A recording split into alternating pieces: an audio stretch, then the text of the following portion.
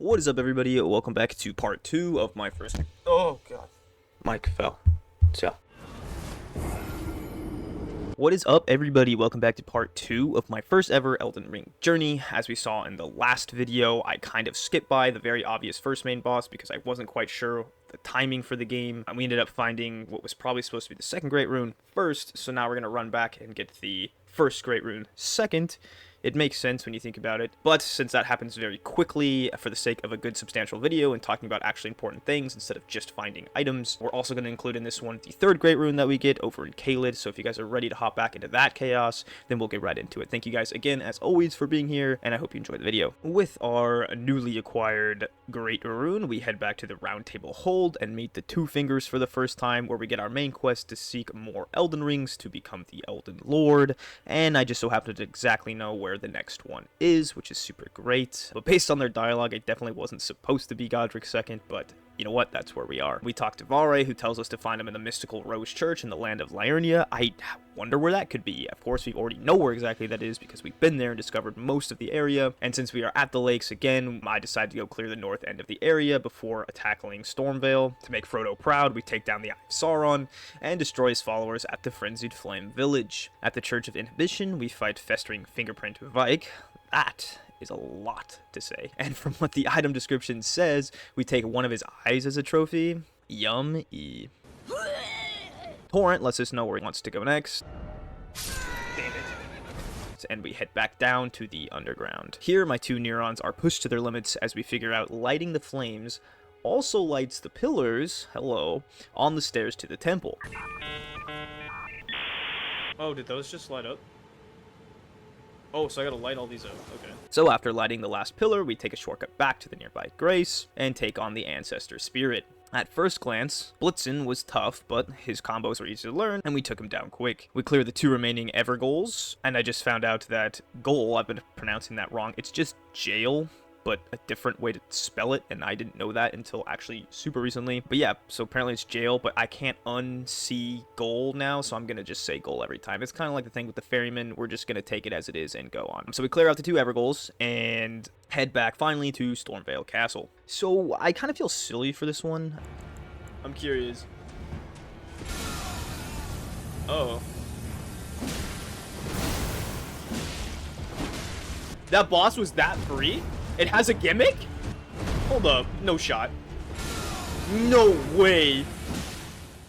Like I said in the previous video, I had avoided all content for this game, playthroughs, anything like that, so there's a lot of stuff that I miss. But in this case, there's something I just forgotten about. Very early on in the run, I had bought the shackle, Margit's shackle, and I had no idea what it did, and I didn't put two and two together that Margit's the boss and the shackle is for the boss, and I also just forgot that I had the item. So there was definitely previous tries where I had this in my inventory and didn't use it, and if I had, I probably would have gotten by and just got the Great Rune first that I was supposed to get, because this thing makes getting damage a ton easier. You get like 2 free opportunities to get in a lot of combos, and that could have been really helpful later in this boss fight where I kind of got stuck up on some of the previous tries. So yeah, I goofed on that one, but you know what? It happens. It's what a new playthrough is all about. If anyone else made this mistake or just missed that item entirely, please let me know so I don't feel as bad. But anyway, we do use the shackle to defeat Margit. We get another talisman slot for our efforts, which is amazing. I would have super loved another one of these for Liurnia, but that's how it goes. Now past Margit, we finally get to go into the Stromveil Castle. To do this, we talk to the gatekeeper at the front, who gives us two options: either take his secret tunnel or go through the main gate. And I chose the main gate just because there's some community notes in front of him that kind of made his reputation seem rather poor. Everyone says he's a rat. No, I use the main gate. So we listen to the community and we go through the main gate. We dance past some arrows and run into yet another dog with a sword, which I, of course, was thrilled about. Love this thing. Dog with a sword, my favorite thing in this entire goddamn game. Literally, when I wake up in the morning, I'm like, God, I hope Elden Ring has sword dogs in it. Just makes my day. Because it makes so much sense. Everyone's like, Sif. Sif is so cool. Now they have these knockoffs. Please. Thank you. My least favorite enemy. We're going to move past that. With a fork in the road, we choose the path to the right, which leads us to the Divine Tower of Limegrave, which deems us unworthy to enter. Yeah, that's going to be a common theme. So back down the other path, we immediately get rolled by exploding ballista bolts and crash the party that was waiting to absolutely blast us if we went the Gatekeeper's secret way. Definitely would have sucked coming out of that door, so thank you to the community notes for actually helping out this time. But as is classic fashion with this playthrough and how I play games, we circle back down the secret path to see what we missed. We pick up an iron wet blade and end up panic rolling through one of the worst doors imaginable.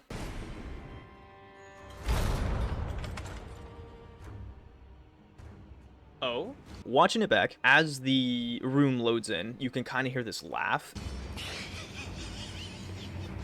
And I'm really curious if anyone knows if this is Patches or the Gatekeeper. On the last video, one of the comments said that Patches is he's a little more docile in Elden Ring. And as a future streamer, talking in the future, having played a lot more of this game, I know that Patches does kick us down a ravine, as he usually does. If you let him, of course I did, because you have to. On a first playthrough, let Patches kind of screw you over. And I was wondering if this was actually another time that he does this and is actually mean, or if it's just a random laugh. I have no idea, but please let me know if you know, because that would be very interesting to know. Either way, we slap around the enemy who was locked in there with us, and obtain the iron key, which opens a shortcut door, which is actually one of the few shortcut doors that works in this area. We head to the upper section of the castle now and do some parkour to find items and meet NPCs like Rogier, the sorcerer, and Nefeli, who gave this poor guard the business. We make it to a grace with a locked door, and of course, I couldn't face the boss until I figured out how to get to the other side of this damn door. To no one's surprise, this was actually way more difficult than it should have been. The search took me to the dredges of Stromveil Castle, where I fought a giant tree slug, because why wouldn't I? Oh, one of these bitches? 0%.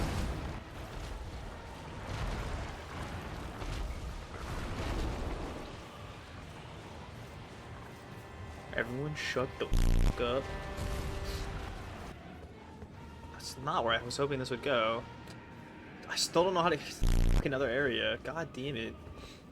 And climbed up another pointless ladder. I do not understand these, since I can just teleport back to this area. It doesn't take me anywhere new or back to an area that gets me anywhere I need to go. We clamber back down the ramparts where this rock edge decides to break. We had come here quite a bit earlier on our journey for items, and for some reason it didn't break, so I was really confused. We defeat all the enemies along the way, pick up some items, and finally get to a lift that loops us back to, you guessed it, nothing.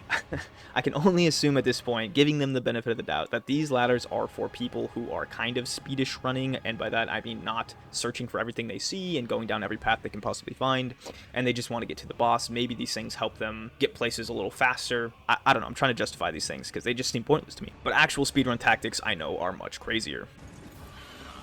Dude! Finally, I caved and looked up how to open the door, which was the first time I'd ever actually looked anything up in this game, which I think is pretty good. About 2 great runes in, and first thing I looked up. So I take the great leap that it shows me to take, and after over an hour of searching, I find the path, all for some rainbow stones. Thank you, Elden Ring. With that finally checked off the list, we are ready to take on the boss, Godric the Grafted. While the battle is playing in the background, I do want to take this time to kind of talk about how summons are going to work for this run, because I do summon Nefeli for this main boss fight. So here's the thing, I know there's a stigma in these games for summoning, where people think that the real experience, the true difficulty of Elden Ring, comes from doing it yourself, and using any help is kind of playing baby souls. And I understand this, I understand both sides of this actually. I like teaming up with the NPCs because, especially in this game, the quest lines and NPCs seemed a bit more entangled and in depth with the story. These aren't just random blank NPCs like Dark Souls 2 where they're just there to help you. Like, these are part of the story, so I do like bringing them in because it makes the world more interesting to me. But I also know that beating a boss after several fails and finally doing it yourself is really fun, and that is part of the game and how difficult these games can be. So I get both sides, so here's kind of what we're gonna do as the playthrough goes on. For main story bosses and kind of any newish boss that we see, we are gonna go ahead and take it on ourselves. So we will solo those bosses. However, if it is a boss, quote unquote, that is essentially a glorified enemy, then I'm probably going to summon something because it's just annoying to beat. Like, they usually have the same moveset, they usually have the same type of thing going on, so to me there's nothing to prove there, so I'm just gonna summon. That's kind of how it's gonna work. So for any of those dungeon bosses or anything that's a remake, a redo, whatever like that, then I'm just gonna go ahead and summon because it's annoying to me to get through them. But anyway, with Nefeli's help, we take down Godric the Grafted and get our second great rune. This one took about a fourth of the time to get the other great rune, which is good progress. Alright, you can stop Continuing on, we get our third grape, which I assume was supposed to be the first grape, and then that would really make sense on meeting Hyetta and her talking about grapes, because we would have just found one, so that makes a lot of sense. But now we are finally to Liurnia of the Lakes. Again. With the Great Rune in hand, we are now allowed entrance to the Divine Tower of Limegrave and restore power to the rune. We then update the round table of our murders and grab a quick hug before heading back out. So remember when EG told us the manor had heavy security? Well, it turns out the giant has a flair for exaggeration because we were really just able to ride right up to the Carrion Manor with little issue. So I don't know why he decided to spook us, but we go through the usual exploration cycle, but with a little more fondling than I'd like. We pick up the Sword of Night and Flame, which unfortunately we can't use yet, but it seems really cool, so we'll probably work towards that. We cheese the giant guarding the stairs and take on the boss Royal Knight Loretta. And now that I think about it, I think you get Loretta's bone in Dark Souls 3, so I don't know if there's some sort of connection there, but I guess it's something to note. With the horsemen slain, we sneak past the guard dragon of the Three Sisters and make it to Ranni's Rise, where we see a familiar face and join the cause. Outside the back of the manor, we make sure to wipe the Red Wolf off the map free of charge and defeat Onyx Lord at the nearby Evergoal. Back at Round Table, we beat Nepheli, and my fading neurons have a sudden brain blast to enlighten me to the fact that the Three Sisters probably has a third tower. Shocking, isn't it? We meet Seluvis, who asks us to administer a very suspect potion to Nepheli, but luckily for us, she already left since we drained her dialogue 2 seconds ago. Again, this is just kind of where things get out of order because I don't know what's going on in this game. If we had found that third tower first and then Nepheli, I don't know how things would go. I don't think we would have given it to her anyway, but just interesting how I missed that, found Nepheli, and then went back. Yeah, anyway, we continue Blade's quest in the underground, which we'd already explored, so he sends us back to Seluvis, who sends us to find Selen, who we had already found. We return to Blade again, who summarizes that this Radon guy is literally holding back the stars, essentially halting our Lord and Savior Ranni's destiny. Blade just then casually mentions we can fight this demigod again, holding back the stars at his own combat festival, where Radon just kind of flexes how strong he is. After you, Blade. After you.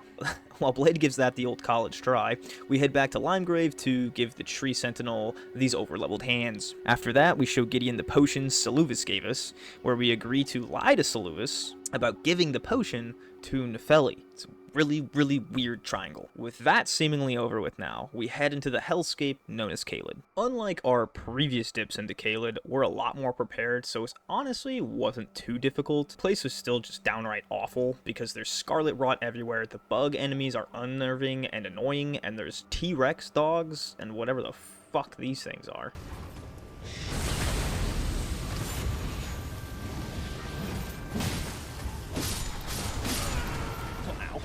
Despite those things, we go about the usual clearing of the area. Again, we assert our dominance over the bug people. Fuck, medals for life! What's the guy that does all like the pest control and shit with Orkin or whatever? That's what I feel like right now. Crazy. Outplayed. Primate brains for life. Bring the word of the Lord to some caves.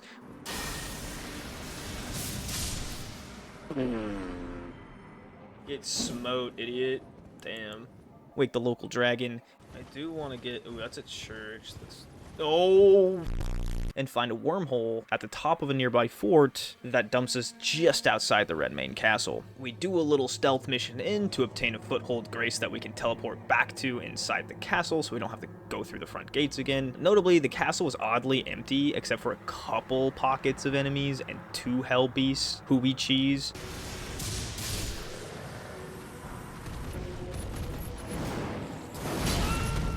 Dude, this is some shit. This is some shit. This is some shit. No, what are we doing? My weapon, please. I've never fumbled so hard. Why don't I have my weapon out? Can we please just hit this guy?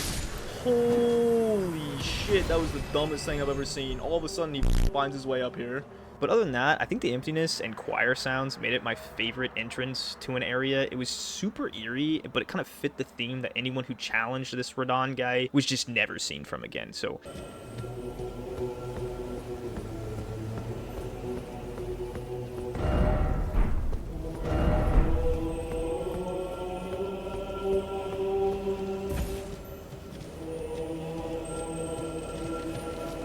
Ahead, as we sneak a quick peek, we see Alexander and Blade with a few other spirits, ready for the festival to begin. Luckily, they waited for us to go first. That's true friendship, guys. So we warp to the beach and meet the rotting Radahn. Don't be fooled though, this man is still the one holding the stars in place, and he reminds us of that. Hello? I'm so dead. Hello?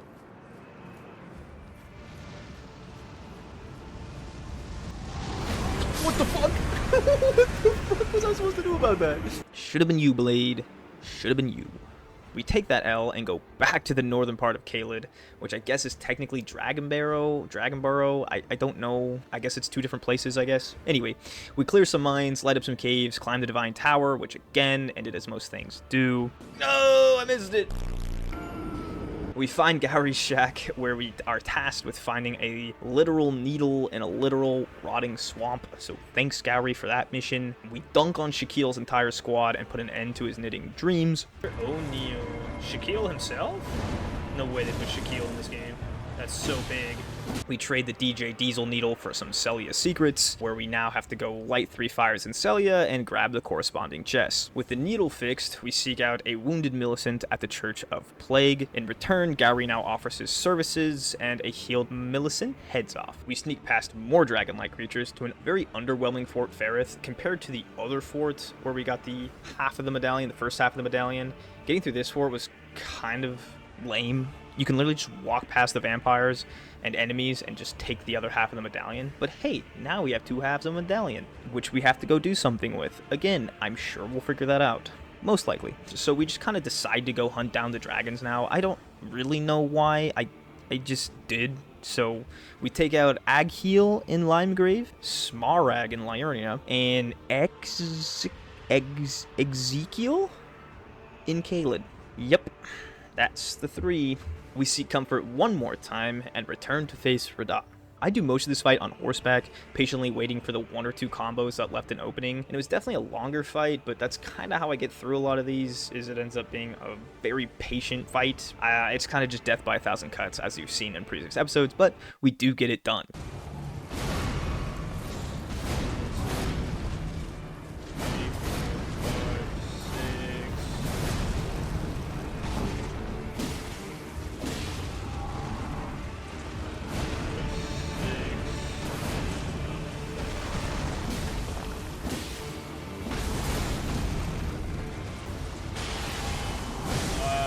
This is, oh, these suck. Yeah, dodging those I don't know how to do. That's actually fine. Yeah, down there is good, actually, because you can't hit me.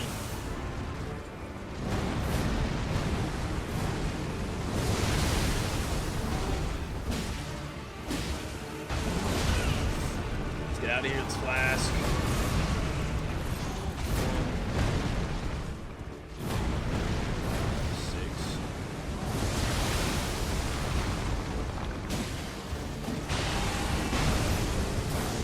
Use that half for sure. I don't know exactly what to do about this, because he just kind of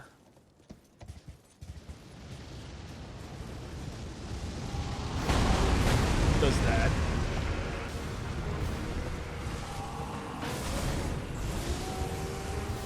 Oh yeah, this is not good.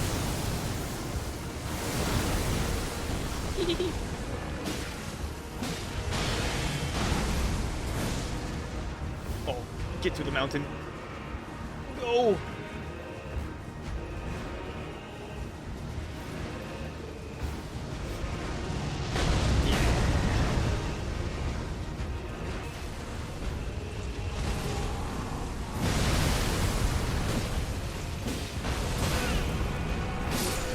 Got him.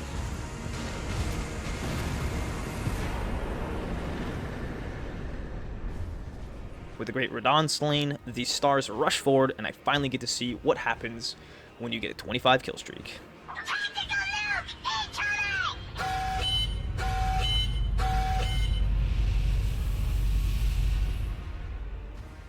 Bro, I dropped the nuke, I guess, bro. And that is how we got our next 2 great runes. Thank you everyone for being here. It's much appreciated as always. If you've made it this far, I just want to talk about, well, first, thank you, but I also want to talk about how kind of the next video is going to go. I've looked a bit ahead on the VODs, and it does take us almost as much time as finding the first Great Rune as it does figuring out where this fourth Great Rune is. It's quite a journey, so I think how it's going to work is we're going to cut even more of the exploring out, because everything kind of gets repetitive at this point a little bit, where you find a new area, at least this is how I played it, you find a new area, find the caves, find the mines, find the catacombs, find the forts, find places of entrance, towns, cities, and kind of just go through those. And honestly, a lot of the stuff I get, I don't ever end up actually using, nor does it have super importance. So now that these 2 episodes have kind of gone through the usual cycle of things, I'll kind of just probably skip even more of that. And I guess the point is that if for some reason I am lucky enough to have somebody watching all of these all the way through and are very excited for this journey and for me to find something that they like, or talk to somebody that they like, or see something that they like, do comment about it, because I might not have done it, but there's a good chance that just because it's not in the video doesn't mean I didn't do it. I probably did. I just got to get to the main stuff at this point, because it's literally, you know, dozens of hours between these Great Runes at this point. So just to keep myself sane, I gotta cut a lot out so that these videos can stay decently concise and not repetitive. So thank you guys for understanding that. That is all I have to say. I hope to see you guys all in the next one, and that at least a couple of you are really liking this series. Again, I'm a pretty small channel, so anyone that's watching it all the way through, much appreciated. But until then, have a great one, and I hope you guys have a great time. Bye.